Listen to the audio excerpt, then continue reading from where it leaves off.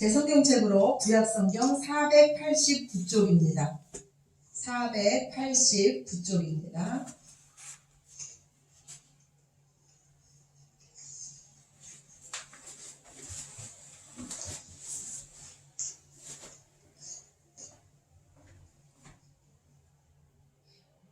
구약성경 489쪽 사무엘하 16장 5절에서 14절 말씀입니다.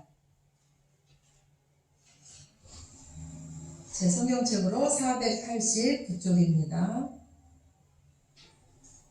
사무엘하 16장 5절에서 14절 말씀, 우리 저와 여러분이 다 같이 한 목소리로 합독하시겠습니다. 다윗 왕이 바후림의 이름에 거기서 사울의 친족 한 사람이 나오니 게라의 아들이요 이름은 시므이라. 그가 나오면서 계속하여 저주하고 또 다윗과 다윗 땅의 모든 신하들을 향하여 돌을 던지니 그때 모든 백성과 용사들은 다 왕의 좌우에 있었더라. 시므이가 저주하는 가운데 이와 같이 말하니라. 피를 흘린 자여 사악한 자여 가거라 가거라. 사울의 족속의 모든 피를 여호와께서 내게로 돌리셨도다. 그를 이어서 내가 왕이 되었으나 여호와께서 나라를 내 아들 압살롬의 손에 넘기셨도다. 보라, 너는 피를 흘린 자이므로 화를 자초하였느니라 하는지라. 스루아의 아들 아비새가 왕께 여짜오되 이 죽은 개가 어찌 내 주 왕을 저주하리이까? 청하건대 내가 건너가서 그의 머리를 베게 하소서 하니 왕이 이르되 스루아의 아들들아, 내가 너희와 무슨 상관이 있느냐? 그가 저주하는 것은 여호와께서 그에게 다윗을 저주하라 하시니 내가 어찌 그리하였느냐 할 자가 누구겠느냐 하고, 또 다윗이 아비새와 모든 신하들에게 이르되 내 몸에서 난 아들도 내 생명을 해하려 하거든. 하물며 이 베냐민 사람이랴. 여호와께서 그에게 명령하신 것이니 그가 저주하게 버려두라.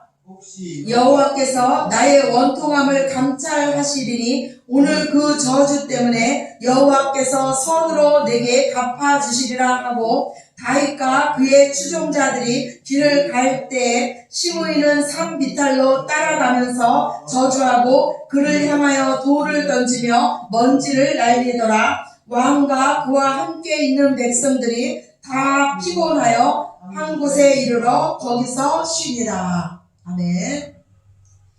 우리는 계속해서 인간관계에 대해서 말씀을 나누고 있습니다. 인간관계의 말씀을 통해서 막혔던 모든 관계들이 풀려지는 축복이 있으시기를 간절히 축원합니다. 모든 인간관계를 푸는 열쇠는 오직 하나님께 있습니다. 만약에 지금도 여러분의 마음속에 용서가 안 되고 사랑이 안 되는 분이 계시다면 그 모든 마음을 가지고 하나님 앞에 오시기 바랍니다. 하나님 앞에 그 마음을 내어놓으시기 바랍니다. 우리의 은밀한 기도, 우리의 작은 신음까지도 들으시는 하나님께서 우리의 마음을 움직여주시고 모든 관계를 풀어주실 줄로 믿습니다. 한 아내가 있었습니다. 이 아내는 남편이 자기를 괴롭힐 때마다 나무에다가 못을 박기 시작했습니다. 남편이 바람을 피우고 남편이 외도를 할 때마다 그 나무에다가 대못을 쾅쾅쾅 박기 시작했습니다. 남편이 술을 마시고 때리고 욕을 하고 외도를 할 때마다 이 아내는 그 나무에다가 작은 못, 큰 못을 박았습니다. 이 나무의 못은 점점점 늘어났습니다. 그러던 어느 날 이 아내는 남편을 불러서 그 못 박힌 나무를 보여주면서 이렇게 말했습니다. 여기 박혀있는 이 못은 당신이 내게 잘못했을 때마다 내가 하나씩 박은 것입니다. 그런데 이제 박을 곳이 없습니다. 이 일을 어찌하면 좋을까요? 나무에는 크고 작은 못이 수없이 박혀 있었습니다. 남편은 그 못 박힌 나무를 보고 말문이 막혔습니다. 그러니까 남편은 아내 몰래 그 나무를 끌어안고 엉엉 소리내어 울었습니다. 그 후 이 남편은 변하기 시작했습니다. 지극히 아내를 위하고 아내를 아끼는 남편으로 변하기 시작합니다. 어느 날 이 아내가 다시 남편에게 말합니다. 여보, 이거 보세요. 당신이 나에게 잘해줄 때마다 나는 여기 박혀있는 못을 하나씩 빼기 시작했습니다. 그리고 이제 이 나무에는 못이 하나도 박혀있지 않습니다. 그러자 남편이 또 말했습니다. 여보, 그래도 아직 멀었어. 그 못은 다 뺐다 했을지 모르지만 그 못 박힌 자국은 여전히 그대로 있지 않소. 그 말에 아내는 너무 고마워서 펑펑 울기 시작했습니다. 우리는 살아가면서 눈에 보이는 상처는 오히려 치료하기 쉬울지 모릅니다. 그러나 눈에 보이지 않는 상처가 모두 다 우리 마음속에 있습니다. 우리도 알게 모르게 수많은 사람들, 우리에게 가까이 있는 사람들에게 못을 박았습니다. 만약에 여러분의 말로 다른 사람의 마음에 못을 박았다면 그 못을 빼주시기 바랍니다. 그리고 그 구멍난 상처를 여러분의 사랑으로 치유해 주시기를 간절히 축원합니다. 가늠한 여인이 가늠하다가 현장에서 잡혔습니다. 사람들은 율법에 의해서 손에 돌을 들고 그 여인을 죽이고자 합니다. 그러면서 그 여인을 예수님 앞으로 끌고 왔습니다. 예수님께 말합니다. 당신이 하나님의 아들이라고 하지 않으셨습니까? 당신은 이 현장에서 잡힌 이 여인을 어찌하겠습니까? 율법에 의하면 이런 여인을 돌로 쳐서 죽이라고 했는데 자칭 하나님이라고 하는 당신은 이 여인을 어찌하겠습니까? 그때 예수님 말씀하시기를 너희 중에 죄 없는 자가 먼저 돌로 치라고 말씀하십니다. 예수님의 이 말씀에 거기 서 있던 모든 자들이 손에 있는 돌을 내려놓고 하나 둘씩 돌아가기 시작합니다. 이 세상에서 인간의 옷을 입고 이 세상에 오셔서 오직 죄 없이 사신 분은 예수님 한 분이십니다. 예수님만이 이 여인을 돌로 칠 수 있고 예수님만이 이 여인을 죄 있다고 정죄하며 비판하실 수 있습니다. 그런데 예수님은 이 여인에게 말씀하기를 나도 너를 정죄하지 않을 테니 이제 돌아가서 더 이상 죄 짓지 말라고 말씀하십니다. 오늘 이 말씀은 바로 저와 여러분에게 하신 말씀이신 줄로 믿으시기 바랍니다. 예수님은 우리를 정죄하지 않으십니다. 예수님은 우리를 70번씩 7번이라도 용서하시며 끝까지 사랑하시는 하나님이십니다. 우리는 하나님의 자녀입니다. 하나님의 살려주시는 그 말씀으로 우리의 영혼 몸이 살아났습니다. 하나님의 정죄하지 않으시는 그 은혜로 우리가 오늘도 하나님의 보좌 앞에 담대히 나아갈 수 있는 줄로 믿으시기 바랍니다. 하나님은 우리에게 말씀하시기를 너희는 비판하지 말라고 말씀하십니다. 너희의 헤아리는 그 헤아림으로 너희가 헤아림을 받을 것이라고 하십니다. 하나님의 자녀인 우리는 이 비난하는 습관을 버려야 합니다. 고린도 교회 성도들은 많은 은혜를 받았습니다. 많은 은사를 체험했습니다. 그런데 그 고린도 교회 성도들 가운데 서로 비난하는 문제가 있었습니다. 제사를 드리고 그 제사에 드린 그 음식을 먹어야 하느냐 말아야 하느냐 이 문제로 서로 비난했습니다. 이때 사도 바울이 이 고린도 교회 성도들에게 말합니다. 원래 우상은 없는 것이기에 우상에 올려진 제물은 먹어도 된다. 우상에 올려진 그 제물을 그 믿음을 가지고 자유함을 가지고 먹는 자들의 그 믿음은 참으로 대단하다. 그러나 우리 지체 중에는 믿음이 약하여서 먹지 못하는 자들이 있다. 믿음이 강한 너희들은 믿음의 약한 자들을 받아줘라. 그들도 너희처럼 반드시 성장할 것이다. 오히려 믿음이 약한 지체들을 받아주지 못하고 비난하는 너희의 죄가 더 크다고 사도 바울은 분명히 말하고 있습니다. 우리 교회 안에는 믿음이 강한 자도 있지만 분명히 믿음이 약한 지체들도 있습니다. 우리는 그들을 비난하기보다는 그들을 이해하고 그들의 허물을 덮어주어야 될 것입니다.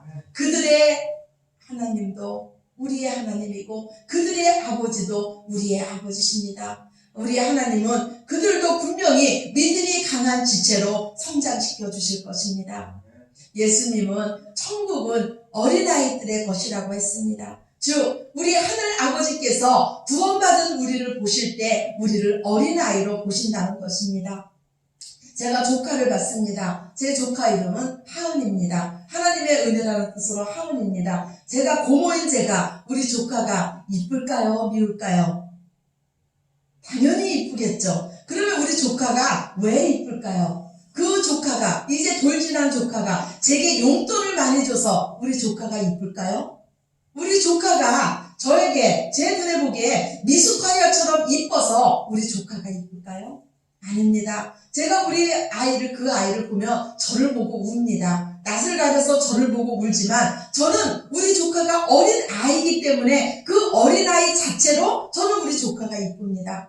우리가 어린 아이를 볼 때는요, 그들의 조건을 보고 그들을 이뻐하는 것이 아닙니다. 그냥 어린 아이이기 때문에 우리는 그 아이들을 이뻐합니다. 하나님께서도 저와 여러분을 보실 때 우리의 조건을 보고 우리를 이뻐하는 것이 아니라 그냥 하나님의 자녀이기 때문에, 어린 아이이기 때문에 저와 여러분을 이뻐하시는 줄로 믿으시기 바랍니다. 그 하나님의 눈으로 상대방을 바라보시기 바랍니다. 어린아이들이 아직은 연약하고 아직은 많은 것이 부족해 보여도 우리는 그들이 잘할 것을 믿기 때문에 그들을 비난하지 않습니다. 하나님의 눈으로 상대를 바라본다는 것은 우리를 성장시키실 하나님을 믿는 것입니다. 우리를 자라게 하실 분은 오직 하나님 한 분이심을 믿으시기 바랍니다.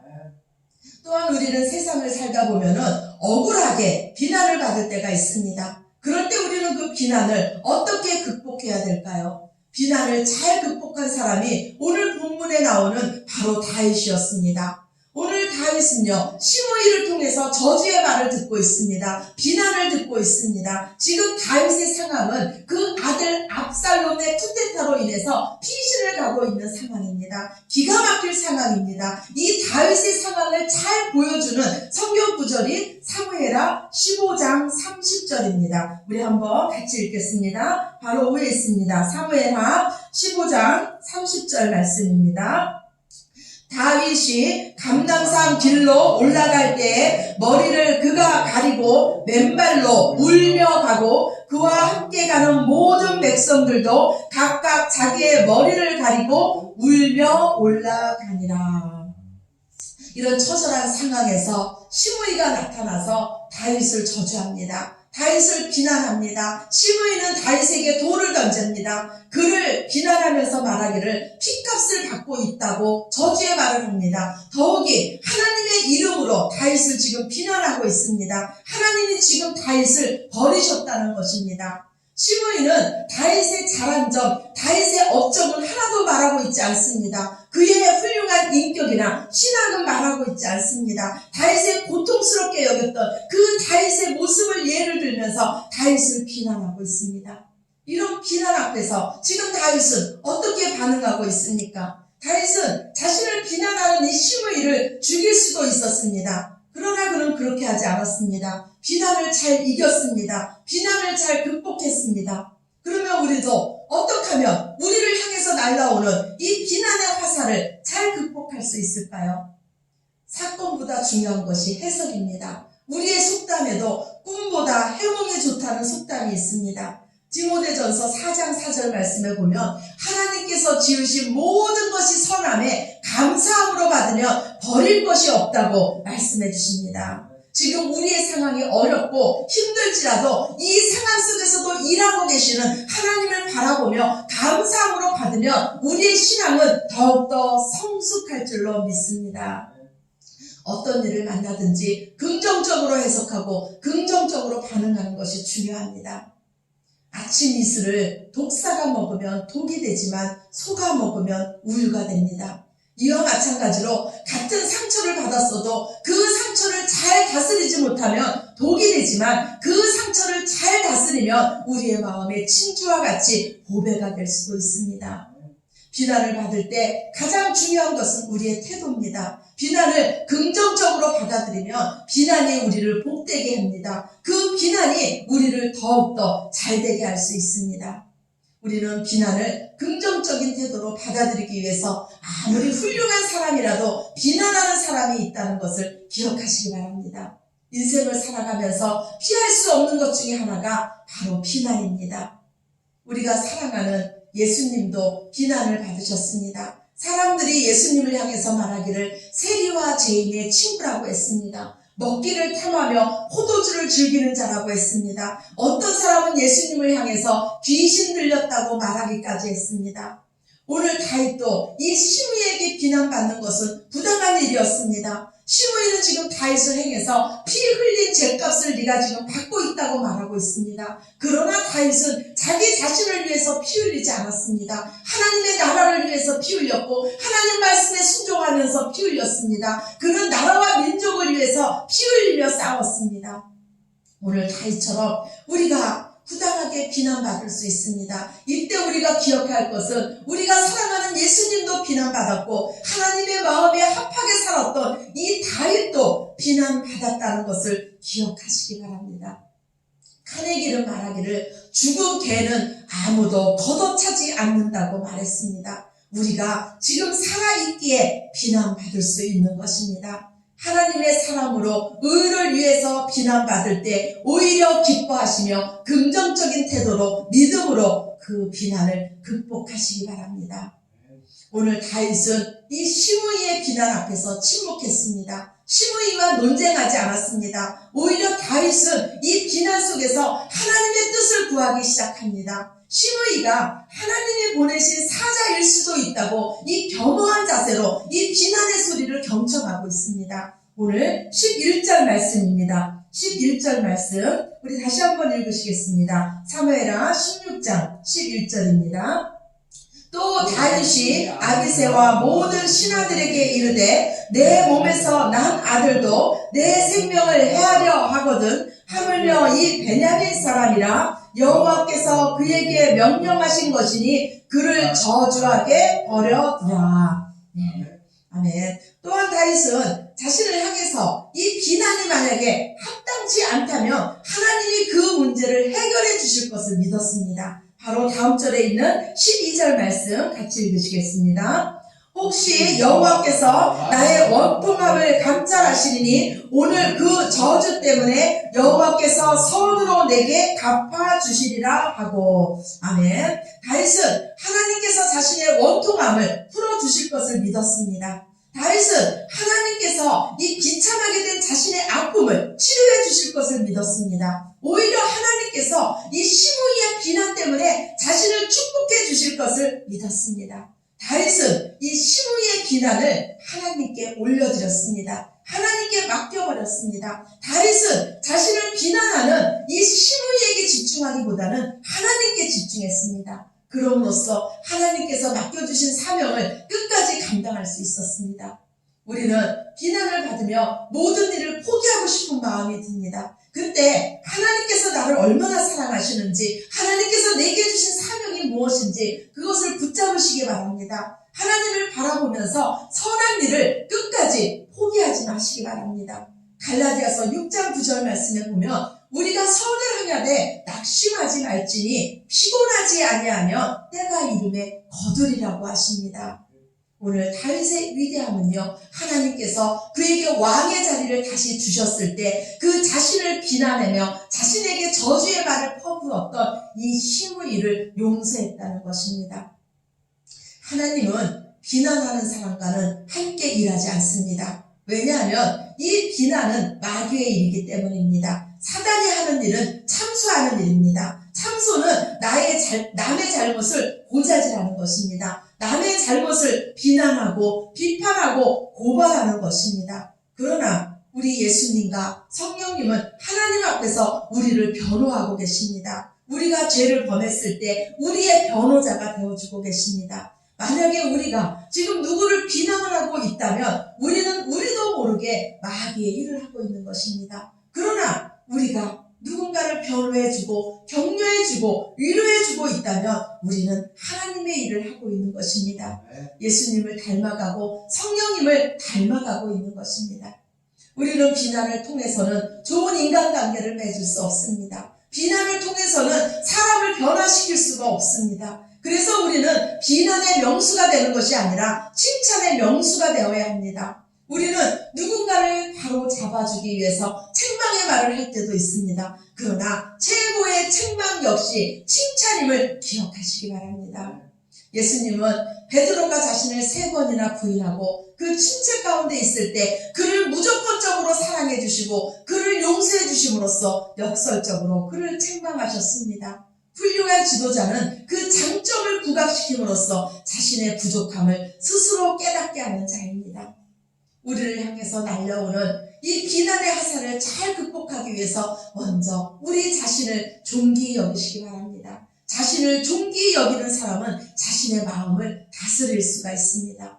오늘 다윗은 자신을 비난하는 이 시므이를 다스리기 전에 먼저 자신의 마음을 다스렸습니다. 미움을 다스렸고 보복하고 싶은 마음을 다스렸습니다. 인간관계는 먼저 나 자신을 다스리는 데부터 시작합니다. 자기 관리는 자기 마음 관리입니다. 우리 인생에서 가장 무서운 적은 밖에 있는 것이 아니고 바로 내 안에 있습니다.